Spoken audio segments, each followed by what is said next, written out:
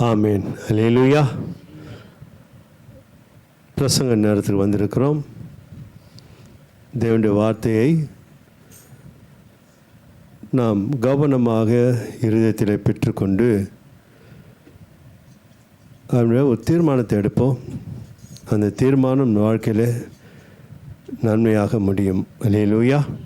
எபேசியருக்கு எழுதிய நிருபம் 5ஆம் அதிகாரம் 8ஆம் வசனம் மாத்திரம் வாசிக்கலாம். கவனிங்கள். முற்காலத்தில் நீங்கள் அந்தகாரமாய் இருந்தீர்கள், இப்பொழுதோ கர்த்தருக்குள் வெளிச்சமாய் இருக்கிறீர்கள். வெளிச்சத்தின் பிள்ளைகளாய் நடந்து கொள்ளுங்கள். அல்லேலூயா. கர்த்தருடைய பரிசுத்த நாமம் மகிமைப்படட்டும். அப்பா பிதாவே, உம் நல் வார்த்தை ஒவ்வொருடைய வாழ்க்கையிலும் அது நன்மையான ஈவுகளை அளிக்கப் போவதற்காக ஸ்தோத்திரம். தேவரின் வார்த்தை அல்லவா, அது உம்மை மகிமைப்படுத்தட்டும். தொடர்ந்து உடைய வார்த்தைக்குள்ளே எங்களை காத்துக்கொள்ளும். நீர் மாத்திரம் மகிமைப்படுவீராக. இயேசு கிறிஸ்து நாமத்தில் பிதாவே, ஆமேன். அல்லேலூயா. கவனிக்கிறீர்களா? நீங்கள் வெளிச்சத்தின் பிள்ளைகளாய் இருக்கிறீர்கள். அல்லேலூயா.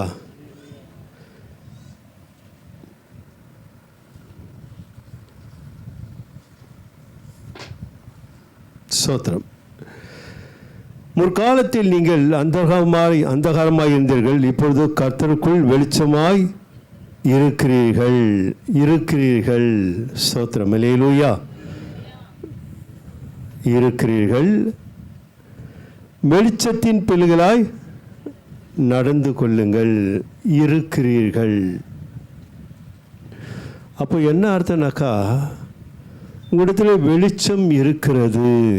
அல்லேலூயா. வெளிச்சத்தின் பிள்ளைகளாய் என்றால் உங்களிடத்தில் வெளிச்சம் இருக்கிறது.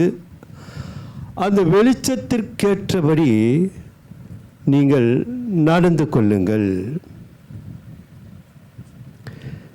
பேதுரு எழுதுகிறார் பாருங்க, 1ஆம் அதிகாரம்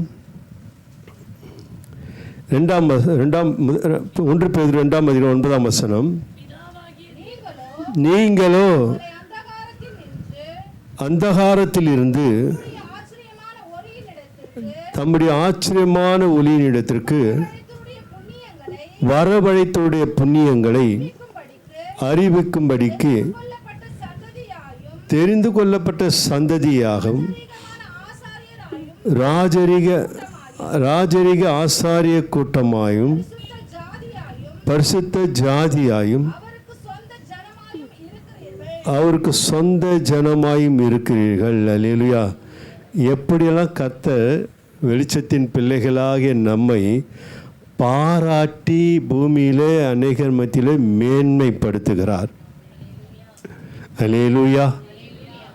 வெளிச்சத்தின் பிள்ளைகளாய் இருக்கிறீர்கள். அந்த வெளிச்சத்திற்கேற்றபடி வாழுங்கள். இருக்கிறீங்களா? இருக்குதுன்றார். வெளிச்சம் இருக்குதுன்றார். அப்புறம் என்ன அர்த்தம்னாக்கா, உண்மை இருக்கிறது. அந்த உண்மைக்கேற்றபடி வாழுங்கள். புரிஞ்சுக்கணும். ரொம்ப அழகான வாழ்க்கை நான் அடிக்கடி சொல்லுவேன்.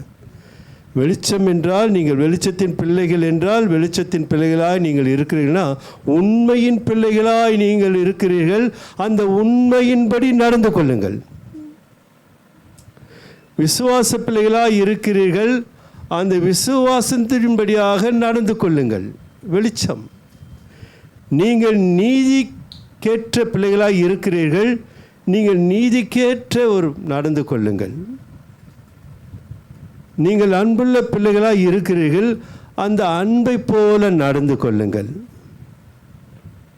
அல்லேலூயா. நீங்கள் சுகம் பெற்றவர்களாய் இருக்கிறீர்கள். வெளிச்சம் என்றால் சுகம்.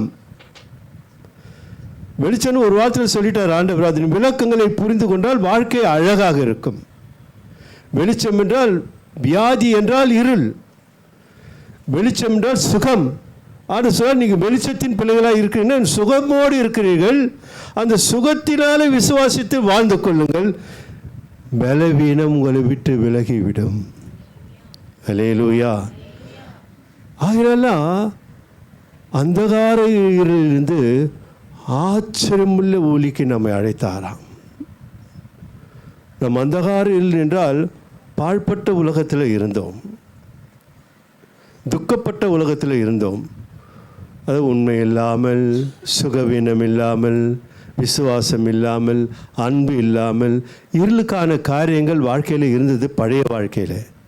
இப்போ சொல்கிற அந்தகார இருள் அந்த வாழ்க்கையில் இருந்தீர்கள் நீங்கள்ன்றார் ஆண்டவர். பிரிக்கிறார் பார் ஆண்டவர், பிரிக்கிறார், அழகாக பிரிக்கிறார். தேவன் நம்மை பிரித்து எடுத்திருக்கிறார்.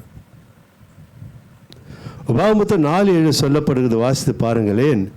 கர்த்தர் நல்லவர், அவருக்கு அங்கே பிரிச்சுட்டார் ஆண்டவர். நம்ம இன்னும் நாம தான் இன்னும் நம்முடைய தேவனாகிய கர்த்தரை நாம் தொழுது கொள்கிற போதெல்லாம் அவர் நமக்கு சமீபமாய் இருக்கிறது போல தேவனை இவ்வளவு சமீபமாய் பெற்றிருக்கிற வேற பெரிய ஜாதி எது? தொழுது கொள்ளுகிறீர்களா இல்லையா? நீங்க கர்த்தரை தொழுது கொள்ளுகிற நீங்கள் தொழுது கொள்ளும்போதெல்லாம் கர்த்தர் சொல்றாரு, வாக்கு மாறாதவர், நீங்க எப்பெல்லாம் தொழுது கொள்ளுங்களோ அப்போல்லாம் நான் சமீபமாக இருக்கிறேன். கர்த்தரை தேடி கர்த்தரை மகிமைப்படுத்துமா? இப்படி ஒரு பெரிய ஜாதி உலகத்தில் யாருமே இல்லையா?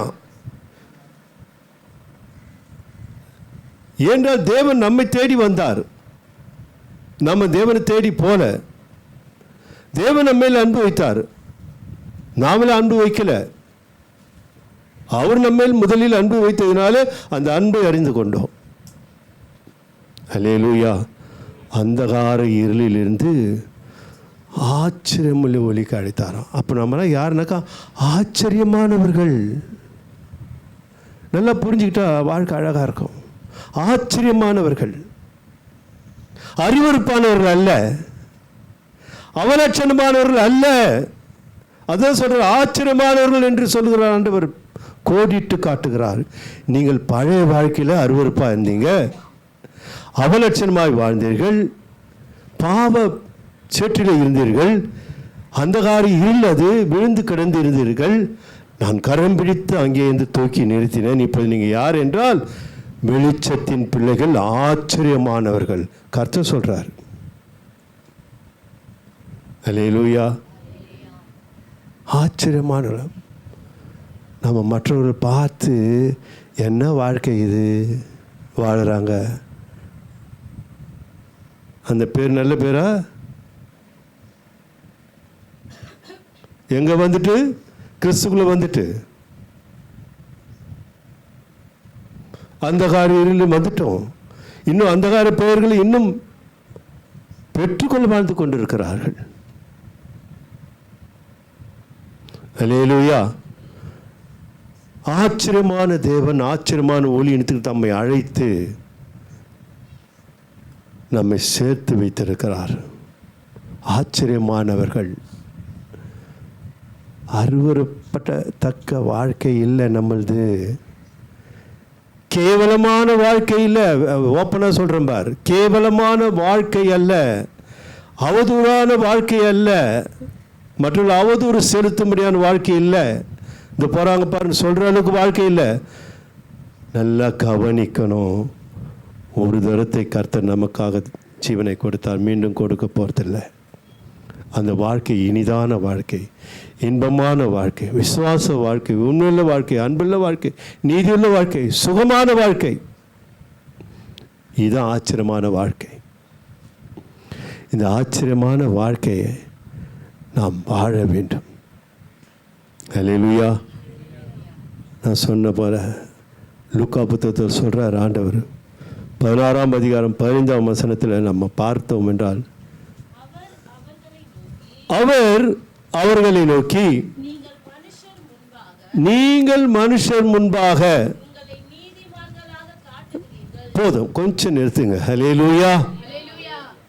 நீங்கள் மனுஷர் முன்பாக எப்படி காட்டுறீங்களா? நீதிமான்களாய் காட்டுகிறீர்கள். உள்ள ஒன்று வெளியே ஒன்று. நல்லவர்களை போல வேஷம். அல்லேலூயா. ஆனால் ரகசிய பாவங்கள் இருக்கிறது, யாரும் பார்க்கல, யாருக்கும் தெரியாது. அல்லேலூயா. ரொம்ப கவனிக்கணும். அந்தகார இருள் இன்னும் விசுவாசிகளுக்குள்ளே இருக்கிறது. அல்லேலூயா. ஆண்டவர் சொல்றார், வெளிச்சத்தின் பிள்ளைகள் நீங்கள், வெளிச்சத்தின் பிள்ளைகளாக இருக்கிறீர்கள். வெளிச்சத்தின் பிள்ளைகளுக்கு ஏற்ற ஒரு வாழ்க்கையை நீங்கள் அமைத்து கொள்ளுங்கள், நடந்து கொள்ளுங்கள். அது உங்களுக்கு பலனை கொடுக்கும். அதுதான் சபை அடிக்கடி சொல்லுது. நீங்கள் பாஸ்டிங்கிறது ஜெபித்தும் பிரயோஜனம் இல்லை, நீங்கள் உருண்டு ஜெபித்தும் பிரயோஜனம் இல்லை, நீங்கள் கண்ணீர் விட்டு ஜெபித்தும் பிரயோஜனம் இல்லை. ஆண்டவர் சொல்கிறாரு, அல்லேலூயா, நீங்கள் வெளிச்சத்தின் பிள்ளைகளாக உங்களிடத்தில் இருக்கிறது என்றார். இதெல்லாம் இருக்குது உங்களிடத்தில், நீங்கள் அதை எடுத்து பயன்படுத்தலை.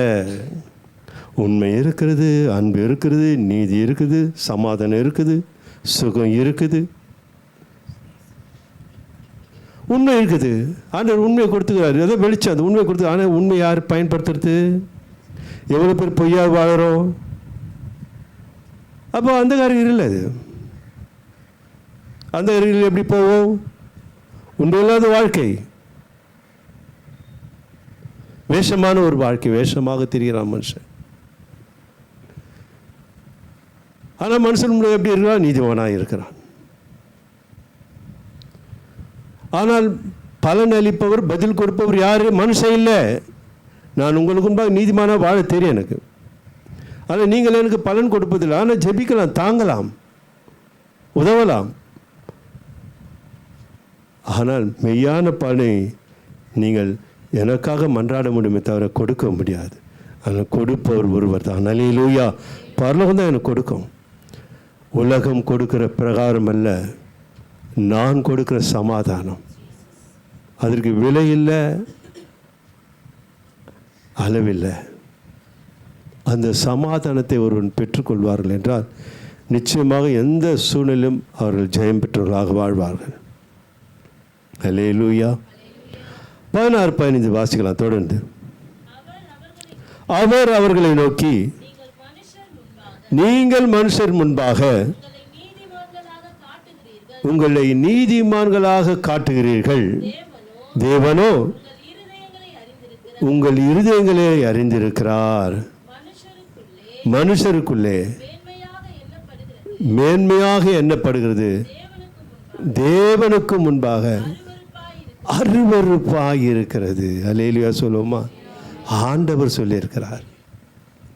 மற்றவங்க மெச்சிக்கணும்னு நம்ம எவ்வளோ தான் அழகாக நடந்தாலும் சரி, ஆனால் உள்ளம் கொஞ்சம் கேடுபாடு உள்ளதாக இருக்கும் என்றால் ஆண்டவர் சொல்கிறாரு, நீ எல்லாரும் நடிக்கலாம், ஆனால் என் பார்வைக்கு நீ எப்படி இருக்கிற? ஆச்சரியமாக உன்னை அழைக்க பார்த்தேன், ஆனால் நீ எப்படி இருக்கிற? அருவருப்பாய் வாழ்ந்து கொண்டிருக்கிறாய். அல்லேலூயா, அல்லேலூயா. 2 கொரிந்தியர் புத்தகம் 2ஆம் அதிகாரம் 14ஆம் வசனத்தை நாம் வாசிப்போம் என்றால், கிறிஸ்துவுக்குள் எப்பொழுதும் எங்களை வெற்றி சிறக்க பண்ணி எல்லா இடங்களிலேயும் எங்களை கொண்டு அவரை அறிகிற அறிவின் வாசனை வெளிப்படுத்துகிற தேவனுக்கு ஸ்தோத்திரம். அல்லேலூயா. உன்னை கொண்டுதான் மற்றவர்களை கர்த்தர் ரட்சிக்க முடியும். உன் ஜெபம், மற்றவர்களுக்காக ஏறெடுக்கிற ஜெபம் அவர்களை கிறிஸ்துக்கு கொண்டு வரலாம். உன் ஜெபம் சிறந்ததாக இருக்கலாம், அதை காட்டிலும் உன் வாழ்க்கை சிறந்ததாக இருக்கும் என்றால் அந்த வாழ்க்கையை மற்றவர்களை இயேசுக்குள்ளாய் கொண்டு வரலாம். அல்லேலூயா. அந்த வாசனை கர்த்தர் ஸ்தோத்திரம். அல்லேலூயா. அருவருப்புலாம் நமக்கெல்லாம் தெரியும். ஒருத்தரை பார்த்து நம்ம ஈஸியாக சொல்லிடலாம், என்ன மனுஷன், என்ன வாழற, என்ன இந்த சகோதரி எப்படி இருந்தாங்க, எப்படி ஆயிட்டாங்க, என்ன வாழ்க்கை வாழறாங்க. அந்த வார்த்தை வாசனை அல்ல, துர்நாற்றம். ஸ்தோத்திரம். அதெல்லாம் சொன்னால் புரிஞ்சுக்கணும்னு நினைக்கிறேன். கர்த்தர் நல்லவர். அல்லேலூயா. சில குடும்பங்களில் பார்க்குறோம், மனைவி கணவனை குற்றப்படுத்தலாம், கணவன் மனைவி குற்றப்படுத்தலாம். ஏன்? கர்த்தர் நல்லவர், அவர் கிருபை என்றும் உள்ளது. அல்லேலூயா, அல்லேலூயா. ஆகையினால நம் உள்ளத்தில் என்ன இருக்கிறது என்று யாராலும் கண்டுபிடிக்க முடியாது. ஆனால் தேவன் ஒருவரால் மாத்திரம்தான் அறிந்து கொள்ள முடியும். அவர் தான் அந்த இருதயத்தை ஆசீர்வதிக்க போகிறவர். அல்லேலூயா. அந்த இருதயத்தை ஆசீர்வதித்து அந்த இருதயம் வாழும்படியான சமாதானத்தை தேவ அன்பினால் ஊற்றுகிறார் தேவன், பரிசுத்த ஆவியான துணையோடு. பாருங்கள், ஒன்றை கவனிங்கள். மத்தேயு புத்தகம் 6ஆம் அதிகாரம் 6ஆம் வசனத்தில் சொல்லுவார் ஆண்டவர், பாருங்க,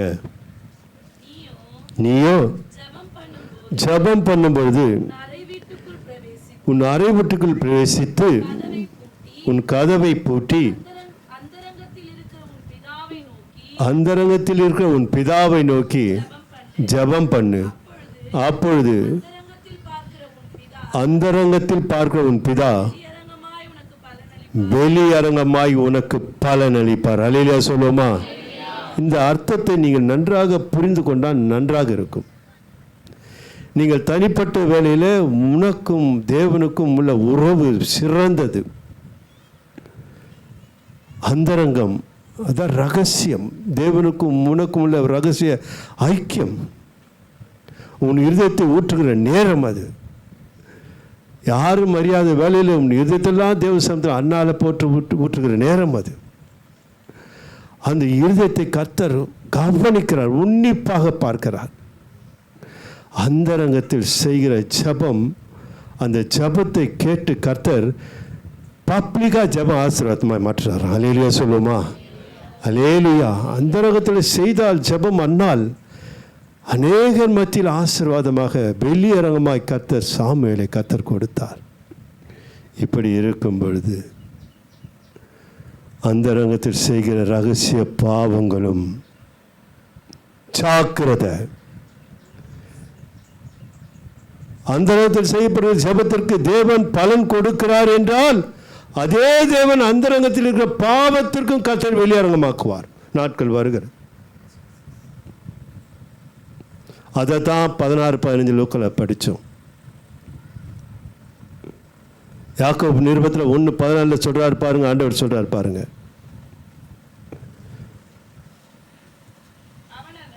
அவனவன் தன் சுய இச்சையினாலே இழுக்கப்பட்டு சிக்குண்டு சோதிக்கப்படுகிறான்.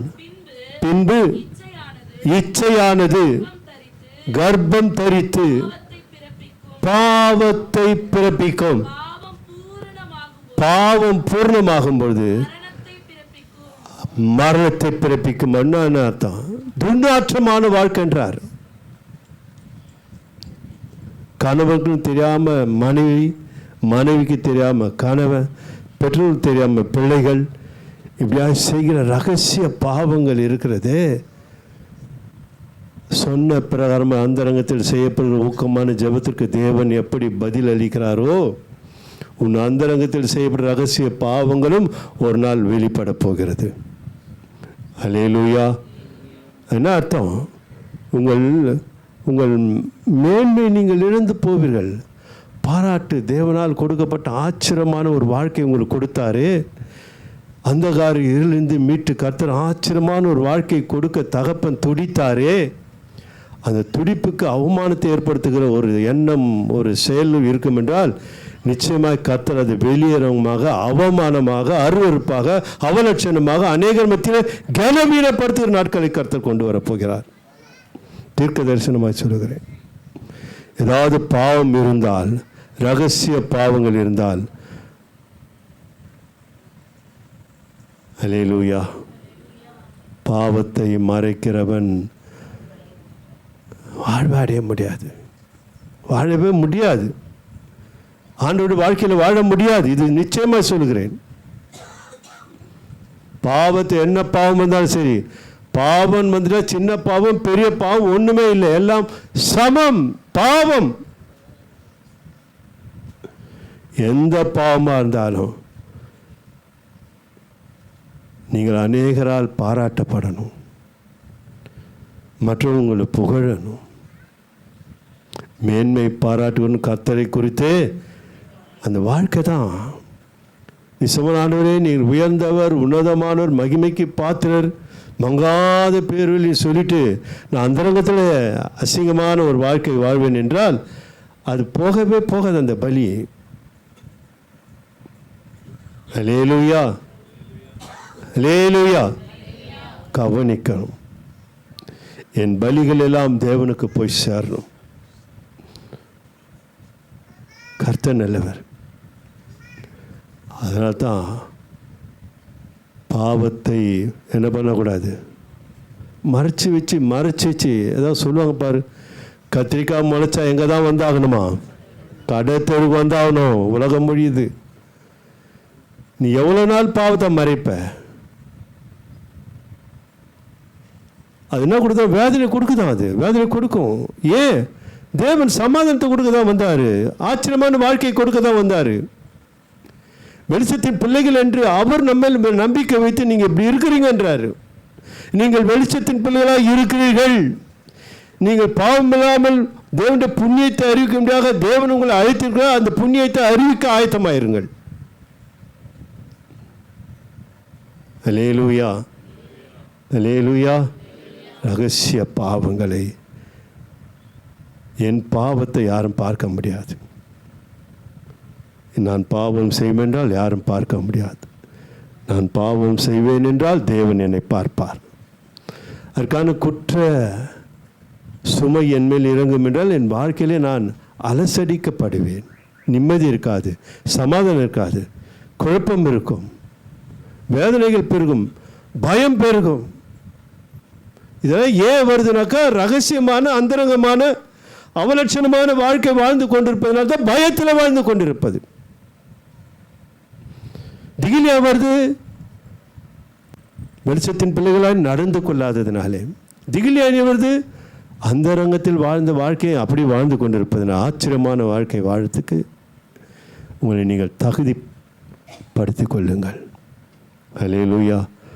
அதுதான் இந்த ஆசனம் சொல்கிறது, நீங்கள் அந்த ரங்கத்தில் செய்யப்படும் ஜபத்தை நான் கேட்குறேன்றார். அதான் என்னது? ஜீவவாசனை அதுன்றார்.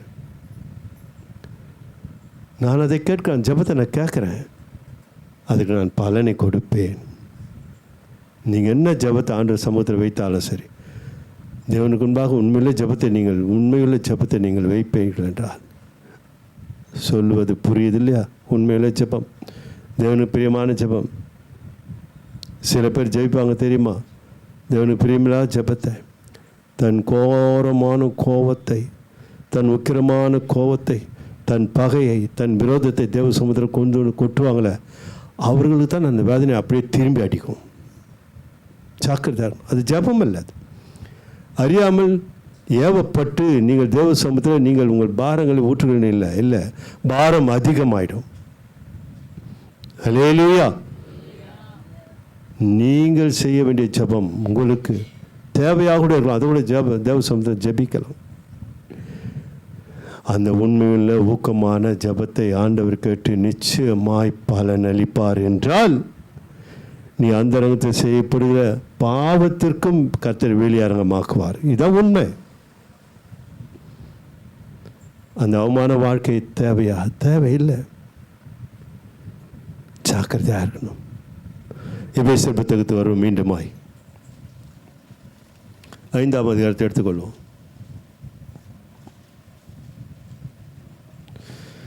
9ஆம் வசனத்தை வாசிக்கலாம்.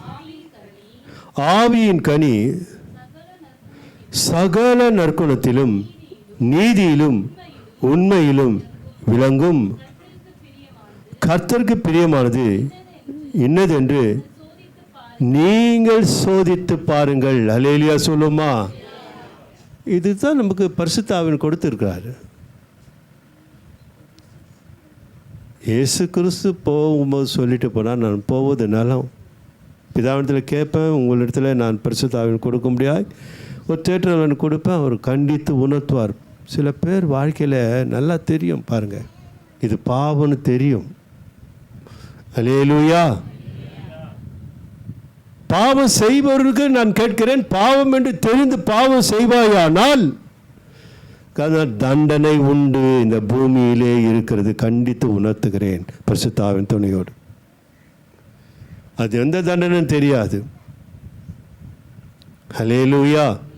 கடுமையாக பேச வைத்திருக்கிறார். கர்த்தர் நாம் மையப்படட்டும். சோதித்து பாருங்கள், கர்த்தருக்கு பிரியமானது என்னதென்று நீங்கள் சோதித்து பாருங்கள். இது நான் செய்வது, நான் பேசுவது, நான் நடப்பது கர்த்தருக்கு பிரியமா என்று யோசித்து பார்த்து அவைகளை தூர தூக்கி போடுங்கள். அப்படிப்பட்ட வாழ்க்கை நம்முடையது அல்ல. அந்தகாரத்தை நம்ம கொண்டு போகும். அதற்கு அடுத்து சொல்றார் பாருங்க, கனியற்ற அந்தகார கிரியைகளுக்கு உடன்படாமல் அவைகளை கடிந்து கொள்ளுங்கள். ஹல்லேலூயா, ஹல்லேலூயா. ரொம்ப அழகான ஒரு வாழ்க்கை ஆண்டவராகிய இயேசு கிறிஸ்துவின் வழியாக பிதாவாகிய தேவன் நமக்கு கொடுத்திருக்கிறார். வாழ்க்கை ஒரு தரம் தான். ஹல்லேலூயா சொல்லுமா? அதே போல் நியாய தீர்ப்பு ஒரு முறை தான். இந்த ஒரு வாழ்க்கையை நான் அழகாக அமைத்து கொண்டால் இந்த பூமியில் எவ்வளோ காலம் வாழ போகிறோம்? இன்னும் 2000 வருஷம் வாழ்வோமா? எத்தனை வருஷமாக வாழ போகிறோம்? யாராலும் சொல்ல முடியுமா? அடுத்த நிமிஷம் ஆவி பிரிஞ்சிச்சுன்னா ஒன்றுமே இல்லை. பாடி பேர் கூட இருக்காது அதுக்கு.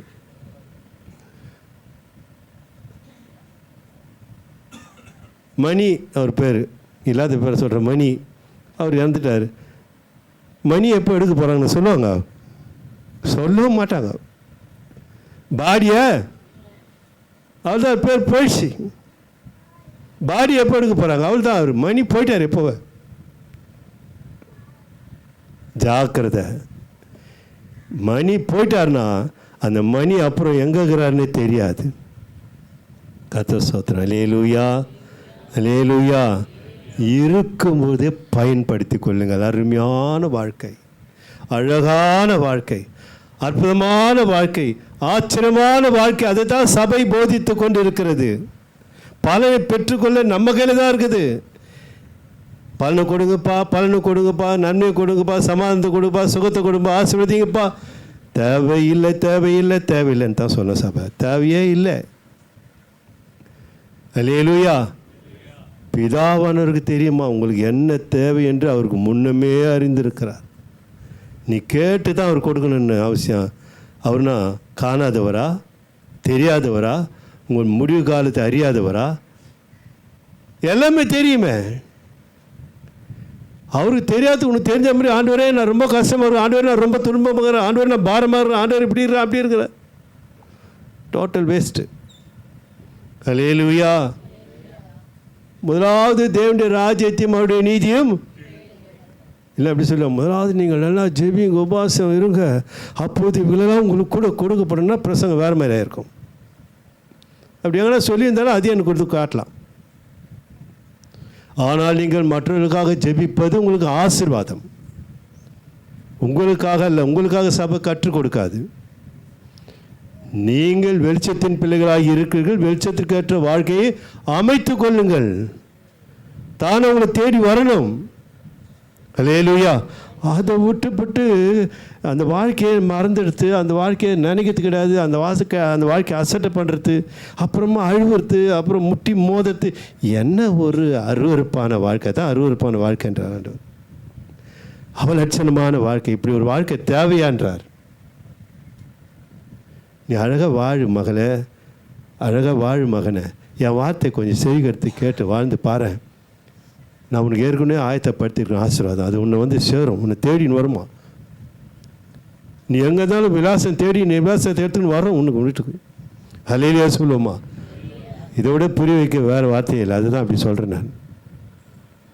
இவைகளெல்லாம் உங்களுக்கு கூட கொடுக்கப்படும். அப்பொழுது இவைகளெல்லாம் உங்களுக்கு கூட கொடுக்கப்படும்.